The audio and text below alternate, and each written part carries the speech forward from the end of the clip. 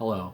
Today I'm going to talk about my top 10 occult folklore TV episodes. These are standalone episodes, not necessarily part of a long-form series. I have a few other folklore videos if you want to check those out, but let's get started. At number 10, we have The Cutty Black Sow from 1988, Season 4, Episode 14. Directed by Richard Glass, starring Huckleberry Fox, Paula Truman, and Mary Griffin. Set on Halloween, a dying grandmother warns of a Welsh demon that comes for souls. Dark, grim atmosphere with a unique cultural slant. This would be a good tale to watch with children on Halloween if you allow your children to go, into a little bit of the darker stuff, but the two leads are children. One thing about Tales from the Darkside is the opening credits, there's just something off about them. It really hits a nerve with me. I'm not sure why. It taps into the teenage me, and watching this late at night with like Headbangers Ball or Kung Fu films. But I remember these credits coming on and it always kind of unsettled me for some reason. It's really eerie. When this started, I didn't really think it was going to go for it, but it definitely went for it. This feels a little bit like Hansel and Gretel to some degree. It's got this Brothers Grimm kind of tone, and the name kind of cracks me up.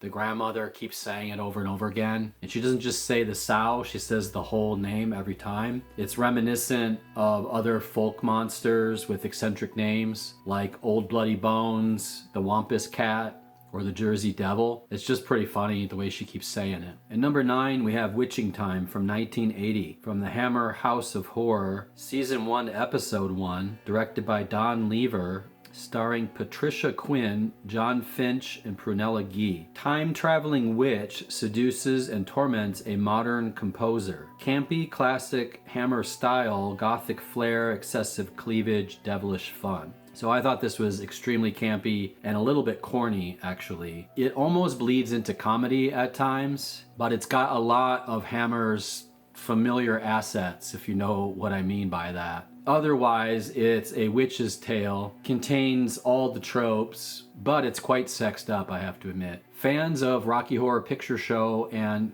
Shock Treatment will recognize Patricia Quinn. She plays Magenta in Rocky Horror, and here she plays Lucinda Jessup, the witch. Lucinda Jessup. It's an excellent witch name. Anyway, she dives headlong into the role and brings some of that Rocky Horror sex camp to her witch. I don't know.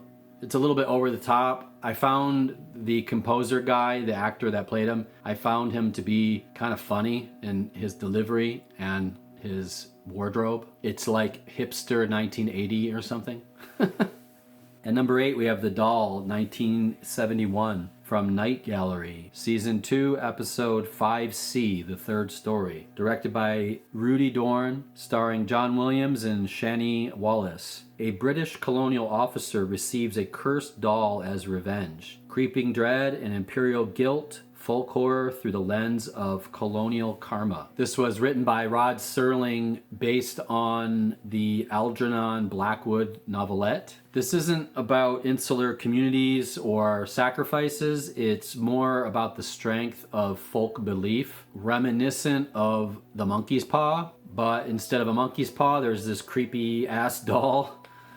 I don't know what it is, but I find distressed objects quite unsettling. Maybe it's because I've seen my share of distressed, kind of ruined buildings and objects in Detroit, but I always associate it with a kind of haunting, this really aged degradation or something. And the doll in this is something else. It's just horrific. Porcelain, paint, and horsehair, just creepy. Very creepy. But this is a folk magic tale, and like the monkey's paw, it involves Indian colonization by the British. Like most cursed objects, you try to get rid of it, but it always comes back. And this is about the inevitability of pacts. It's got a nice twist at the end, but the doll is nightmare fuel, so be warned. At number 7, we have Community from 2008 from the series Fear Itself, Season 1, Episode 7, directed by Mary Herron, starring Brandon Routh and Shiri Appleby. A young couple moves into a gated community with eerie rules. The property manager from hell, cult vibes, suburban conformity as horror. So vegan Todd Ingram / Superman battles the Stepford Wives. That's the best way to describe this. This is folk horror in suburbia.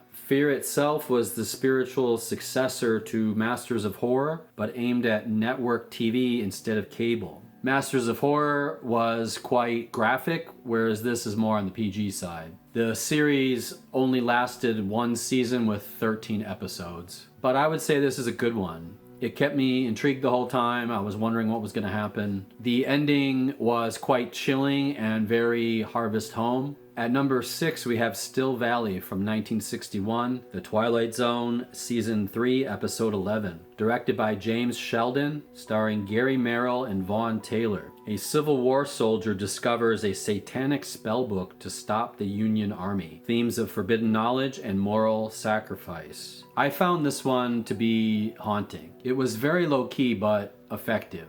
And I'm just going to say it, I love The Twilight Zone. It's probably the most consistent TV show of all time, and maybe even the most creative TV show of all time. They just have some banger scripts, and they were churning out 30 plus episodes for most of the seasons, which is impressive. And like many of the others, this one does not disappoint. Its folk horror comes from the Gothic South, the ghosts of the Civil War, that kind of atmosphere. It's kind of a deal with the devil story, but there's also this, what would happen if the Confederates had a super weapon almost that could turn the tide of battle in a very odd way if you had that weapon, whether you should use it or not. But I would say this is quite good. You should check it out. At number 5, we have The Companion from 2019, Creepshow, Season 1, Episode 4A, The First Story. Directed by David Bruckner, starring Logan Allen and Dylan Gage. A scarecrow comes to life, fueled by old grief and rage. Rural supernatural vengeance wrapped in classic Creepshow camp. This is from the 2019 Shudder series. It reminded me a lot of a B-movie I saw in the 80s called Pumpkinhead, directed by Stan Winston. I remember seeing the cover for it in the video store many times, and that's something I miss, is the act of kind of going into a store like that and not really knowing what you're going to get, going in there on a Friday or a Saturday night and just looking around and then choosing something, you know, some crazy B movie or some weird horror movie just based off the cover and seeing, you know, what you're going to get. It's kind of a Russian roulette or something, but the scarecrow in here is terrifying. When they show it being built, I kept laughing because the man building it, he made all of these very strange choices that I would have never made. You know, he selects a horse's lower jaw, like a bone, you know, all this weird stuff, and it's super messed up. I mean, just hanging this thing up and seeing it out your window at night would give you a heart attack. I mean, I don't know what this man was thinking. The story is pretty straightforward, though. There's a bully and there's a kid, and the kid is trying to get away from the bully, but things take a twisted turn. But I would say that the backstory here is the highlight. It's the most riveting part because you kind of see how this scarecrow is built and why it was built, and it gives you a little bit of, you know, background on to how this can all be resolved. It's incredibly weird. The bookends of the story are basically a creature feature, but I think the real meat of it is in the backstory. At number 4, we have Toyol, 2018, from the series called Folklore from HBO Asia, Season 1, Episode 5. Directed by Ho Yu Hang, starring Brant Palure and Nabila Huda. A Malaysian legend of a demon child spirit used to gain wealth. Beautifully shot, unsettling, deeply embedded in Southeast Asian folklore. So in this series called Folklore, it's horror from all these different Asian countries. And I don't know about you, but Asian horror freaks me out. Korean horror, Japanese horror, Thai, all of it. There's just something about it. Maybe it's because I'm from the West and I don't quite understand it, or it's just the way that they do it. I don't know. I've been to Kuala Lumpur before in Malaysia, and I thought it had this really dark vibe, and that was the city, so I can only imagine the other areas. But this is about black folk magic. It's shamanism, it's witchy in a way. The opening few scenes are incredibly brutal. There is this kind of voodoo thing going on, and I would say this is genuinely scary in a few moments. One moment in particular in the forest is super scary. If you've ever seen the original Amityville horror film, there is this imaginary friend named Jody, a large pig with glowing red eyes, and it's super disturbing. In this scene in the forest, there's something similar to that when I saw it, I was just like, whoa, what in the hell was that? It is incredibly creepy and gets under your skin. And part of the dread of this is wondering if you're going to see it again through the rest of the episode. I'm not going to say whether you do or you don't, but it creates a lot of this kind of dread in the back of your head, waiting and wondering, is this going to come back? Am I going to see it again? Very strange. But I thought this was really well done. At number 3, we have Our Town from 1995 from The X-Files, Season 2, Episode 24, directed by Rob Bowman, starring David Duchovny and Gillian Anderson. Cannibalism and ritual sacrifice in a small southern town. Folk horror meets industrial meat processing. Corporate horror with rural dread. Insular community, check. Bad small town attitude toward protagonists, check. Ritual sacrifice, check. Industrial meat industry cannibalism, check. This has everything you could want in a folk horror tale, and I love The X-Files. This isn't the best episode of their work, but it's solid, and it's kind of a creature of the week one, but it had a lot of tension in certain moments. There's one scene where Mulder is investigating this house. It's kind of jumping between what is happening with Mulder and Scully, and both scenes are quite tension-filled, and you're just like, oh no, what's gonna happen? This had a lot of things about the horror in the land and how it's affecting like the fish and things. A dark secret that the city is trying to cover up. And it's a mystery, and I love a good mystery, and X-Files excels at that. Number 2, we have Mr. King from 2022. Inside Number 9, Season 7, Episode 2, directed by Louise Hooper, starring Steve Pemberton and Reese Shearsmith. A new teacher discovers disturbing traditions at a rural Welsh school. Layered, sinister, and ambiguous, one of the darkest episodes. This is probably the most traditional folk horror on here. There are definitely echoes of The Wicker Man here. It has all of the tropes, insular community, harvest festival, etc. But I think it did a really good job in introducing little hints early on. Different signs on the walls, stuff with these tadpoles, a carrot. There are a lot of nice details. Most of this takes place inside an elementary school classroom. It focuses on John Barleycorn, depicted as a man who is planted, grows, is cut down, threshed, and ultimately killed, only to return again in the next season. I have to warn you that there are some pee-pee sorry. I have to warn you that there are a few nudity shots, pee-pee shots, that are pretty, I don't know how to put it. I wasn't expecting them. I'll just say that.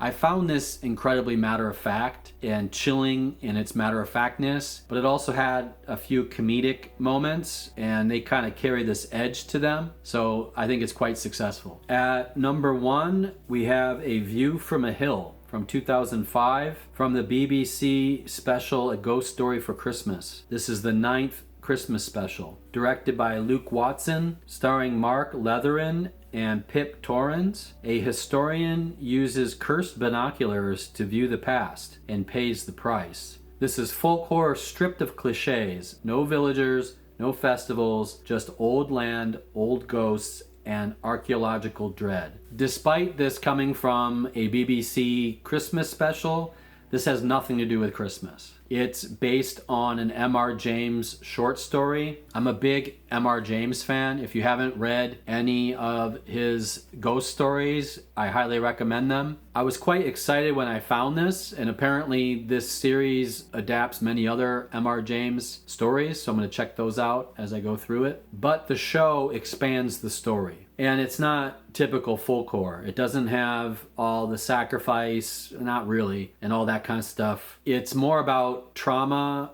and echoes from the past, how the land carries traumatic experiences and brings them into the present. The atmosphere is very uncanny and bleak, and it just feels kind of off. And this is about looking through a dead man's eyes. It has the cursed object trope, but in this case, it's almost like a doorway, if that makes sense. I found this to be scary in the way that like emptiness is scary. Like if you go into a forest and it's just empty, it's almost the absence of threat that is what's scariest. But I think this sticks with you long after it's over, and I thought it was quite good. But that's all I got for this list. If you have any Folklore TV shows that you know about, any standalones, you can post those below, and maybe I'll do a second video in this series. We'll see. But that's all I got. Take care. Have a good day.